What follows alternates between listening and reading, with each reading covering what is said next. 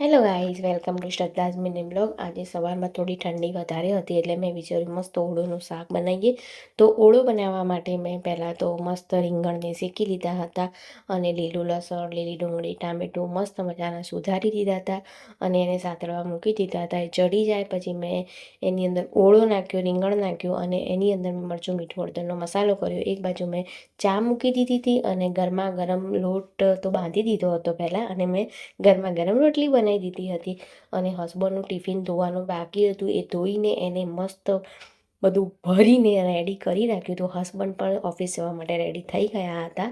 એને ઓફિસ જવા માટે ટિફિન આપીને હું થોડો મી ટાઈમ મતલબ સેલ્ફ ટાઈમ મેં કાઢી લીધો હતો 10 મિનિટ માટે અને હું રેડી થઈને ઓફિસ ગઈ અને સાંજે ઘરે આવી. તો મારી ક્યુટી પાઈની બર્થડે પાર્ટીમાં જવાનું હતું.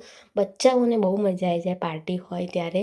આમ ખાવાનું તો છોડે જ નહીં અને મસ્ત મજાના બધા બચ્ચાઓ ખાવા બેસી ગયા હતા. ખાવાનું એકદમ ટેસ્ટી હતું. છેલ્લે બચ્ચાઓએ છાશની પાર્ટી કરી હતી અને એક ક્યુટી બોયસ મળી ગયો હતો મને. સો બાય ગાઈસ, કાલે મળીએ વિડીયો.